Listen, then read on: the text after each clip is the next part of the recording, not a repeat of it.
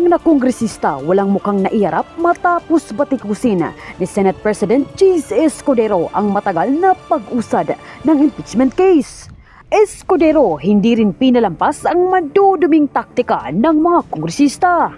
Pero bago ang lahat, kung hindi pa kayo nakapag-subscribe sa channel na ito, please do subscribe para mas maging updated pa kayo sa mga susunod kong mga videos. Akala ko ba gigil na gigil kayo?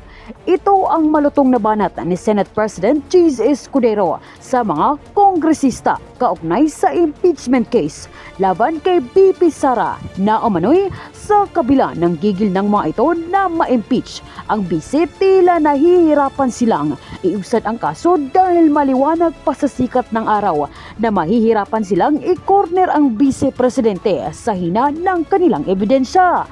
Narito ang pananalampak ni Senate President Cheese Escudero. Sa tigas ng ulo nila, ayaw nga tumanggap ng pleading, so hindi na ako magugulat kung gagawin mo nila yon. Biri mo, pagtanggap lang ng order, pagtanggap ng pleading, pagtanggap ng answer, pagtanggap ng appearance, pati yon papahirapan, so hindi na ako magugulat, sa totoo lang. Pero magkikita-kita kami sa tamang panahon, kaugnay sa mga ganyang ginagawa nila sa panahong ito. Sir, other issue? Sir, other issue? Hindi, bilang impeachment court at bilang litigant. Bilang party litigant. Hindi naman, pero hindi ko maintindihan sila yung gigil na gawin to. Tapos, pagdating sa pagtanggap ng mga kopya para magpatuloy na, bakit pinapahirapan yung mga process servers? Sir, other issue? Nag-meeting kayo kahapon ni na Senate President Pro Tempore Jingo Estrada and incoming Senator Marcoleta about Senate leadership po bang pinag-usapan? Hindi kami nag-meeting, kumain kami, magkaiba yun. Pero ano na pag-usapan during your Wala, kung ano-ano lang. breakfast? Magkakasama kasi kami dati eh. I was with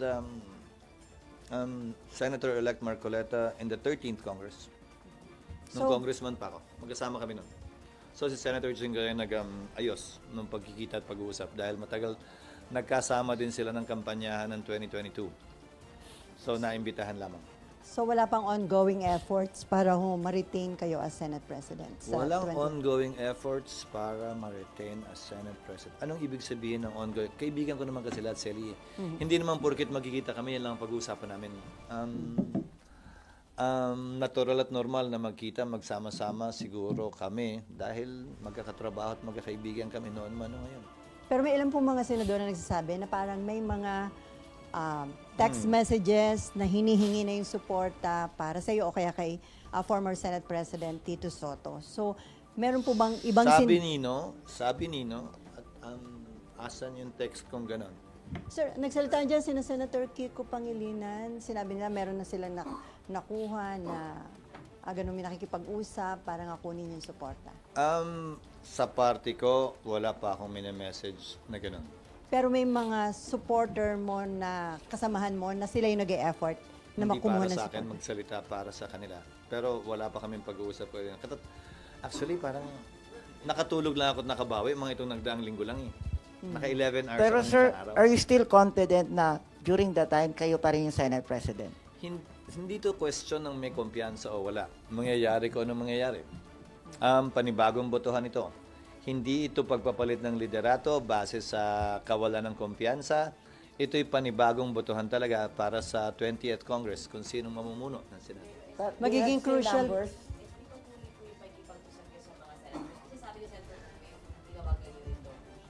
Matagal na yun bago pa, nung nanalo siya, siyempre kinongratulate ko siya nung nanalo siya. But that was the last time I talked to him, I think, during the recess.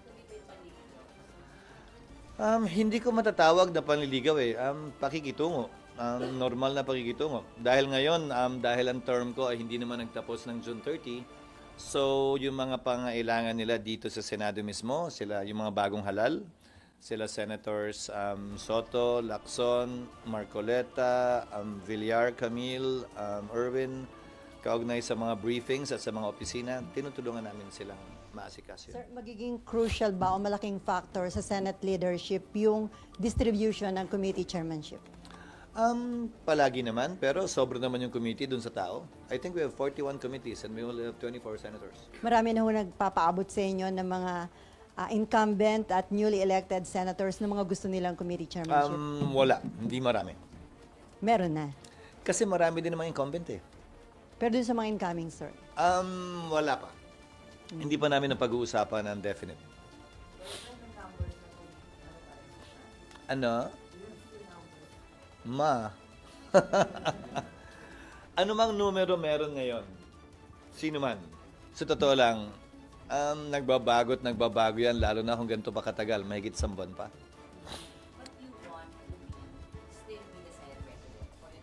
I will not shirk from that responsibility, let's put it that way. Hindi ko tatalikuran yung responsibilidad at pagkakataon na yon.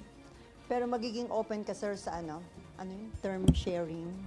Hindi ko alam kung saan galing yon, kaya hindi ko kukomentaryuhan yan. Sir, pero Hindi galing sa akin yan. pwede maging option yun, sir.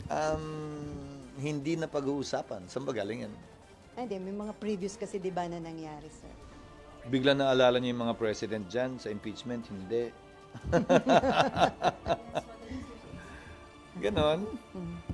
Sir, other issue. Okay, other topics. Sir, Mons magfa-file ng answer at may 5 araw ang prosecution para mag-submit ng reply. June 10, nag-issue ng summons ang Senado bilang isang impeachment court. June 23, last day, nag-submit ng answer ad cautelam ang ating ikalawang Pangulo. At mula June 23, 24, 25, 26, 27, 28, Sabado yon. So meron hanggang Lunes ng tanghali ang Kamara para magsumite ng kanilang reply kung nanaisin nila. Magsumite ng reply, hindi mandatory, doon sa answer ad cautelam ni VP Sara Duterte. Ang bakit noon of June 30, dahil hanggang doon na lamang yung kapangyarihan at authority ng Kamara at ng mga prosecutors nila na magsilbi bilang prosecutor dito sa impeachment trial. sabi ni BP Sara, hindi siya pwede i-compel na sumagot dun sa mga allegations o kaso na kapaloob sa articles of impeachment considering na yung Senate Impeachment Court ibinalik sa Kamara yung articles of Yun yung impeachment. nakalagay sa answer niya at hindi para sa akin na komentaryohan yun dahil korte, impeachment court na, ang dapat tumugon doon kung sakasakali. Hindi para sa akin na husgahan yon o bigyan ng kulay yon. Tinatanggap namin yung kanyang sagot at yung posisyon niya. At dahil doon, meron siyang motion to dismiss na noong una, parang binatikuso ng tagapagsalita ng Kamara ang Senate Impeachment Court spokesperson dahil parang telegraphing or coaching the VP dahil nabanggit niya na yun ang pwedeng ang i-file ng Vice Presidente. Ulitin ko, hindi para sa akin na komentaryohan ang sagot ng Vice President. Tatanggapin namin yun bilang sagot niya doon sa summons na inisyo ng impeachment court. At hindi para sa aming komentaryohan yun na tama yun o mali yun. Yung sagot yung reply na ibibigay ng Kamara sa sagot ni VP ay... Kung gusto nila. Pwedeng hindi. Pati naman yung answer, pwedeng hindi eh. What happens if hindi magbigay? Sa court na lang po sila What magpapaliwanag. happens kung hindi magbigay ng reply? Wala silang sagot doon sa sinabi ni VP Sara. Pero pwede pa rin po silang magpaliwanag pagdating ng impeachment trial. Hindi na wala yung right nila magpaliwanag or banggain yung sinabi ni VP. Tiyak ko pag-uusapan yon. Kung pag-uusapan yung motion na yon na nakapaloob sa sagot ni VP Sara, then bibigyan ng magkabilang panig ng pagkakataong ilahad yung kanilang argumento. Pero on a normal court, SP, pwedeng kunyari hindi magbigay ng answer pero sa mismong trial na sila magsalita. Pwede, hindi siya deemed or considered waived unless under exceptional circumstances, hindi siya papayagan ng korte for being dilatory. Pero sa palagay ko, walang ganun dito. Sa pa SP. SP yung ginagawa ngayon ng prosecution na halos mayat maya nagpe-press con sila. Ngayon pa lang sinasagot na nila yung sagot ni VP katulad kahapon sa kay Attorney Bukoy. Is that normal? Is that okay? Hindi po ba sila patatahimikin ng impeachment court? Sa ngayon, hindi pa siguro dahil hindi pa naman nagsisimula ang trial. Pag nagsimula na kasi ang trial, dapat lahat ng gusto nilang sabihin doon na mismo sa trial. Pero sa panahong ito, walang prohibition. Katulad ng mga tanong nyo sa akin ditong nagdaang araw, pwede ba nyong i-publish yung answer na binigay sa inyo ng Kamara base sa receiving copy nila? Walang prohibition na gawin yon.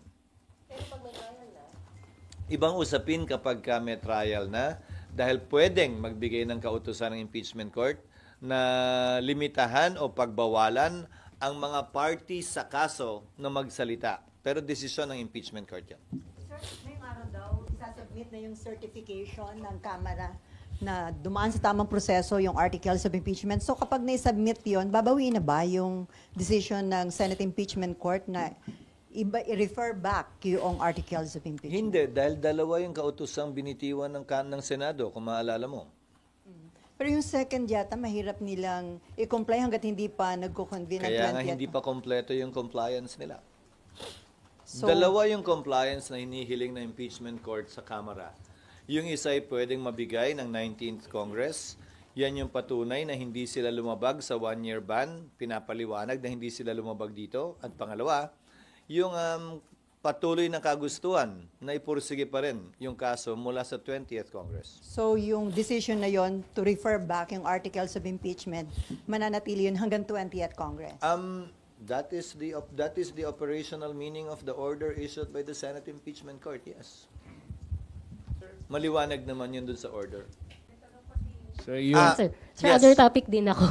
Other topic ka na? Apa. So, ay, Kuya Raymond. Di yung usap-usapan kasi yung supposedly nag-release ng 150 billion daw na pork barrel para sa mga senators. May listahan sila doon na number 1 is Bulacan, 12B, 9B ang Sorsogon, and kaya dalawa yung pangalan nyo na nababanggit na gaano ba ito katotoo? Saan nanggagaling kung itong mga ganitong klase? Sa pagkakaalam ko, FLR ang malaking bahagi ng budget at hindi pa nare-release. Hindi ko pa nalalaman kung anong porsyento, anong lugar yung na-release at hindi. Pero sa pagkakaalam ko, dahil sa pag-review ng Pangulo, kung maalala mo, NFLR karamihan ng mga releases. So ng wala, buong gobyerno, ng buong gobyerno. Hindi ko alam kung dahil sa eleksyon, hindi ko na rin natutukan. pero may ganung nga listahan na May ano? may ganun talaga na list na up to 150 billion for senators. Hindi ko rin alam. Hindi ko rin alam kung saan nakuha yung total na yon. May mga proposed amendments ang mga senador at ang mga mambabatas sa Kamara man o sa Senado na dumaan sa proseso ng amendments. Kung saan mang lugar yon, nakalagay naman sa budget lahat yon. Sir, other topic. Ngayon, kung na-release o hindi, DBM siguro makakasagot nun. Hindi ko alam. Hindi ako updated. Kasi hindi automatically released eh. Hindi ka mukha ng dati. Ngayon, kailangan ng SARO. Sir, other topic. Yes. Meron ding mga panawagan to suspend yung mga oil taxes. Tapos pero sabi ng DOE, only Congress can do that. Wala po bang? Pabor ako dyan noong paman. In fact, yung original version ng train law na i-final, ang pinanukala ko ay bigyan ng standby authority and Department of Finance na babaan yung value-added tax na pinapataw sa petroleum products. Bakit? 12% ang VAT.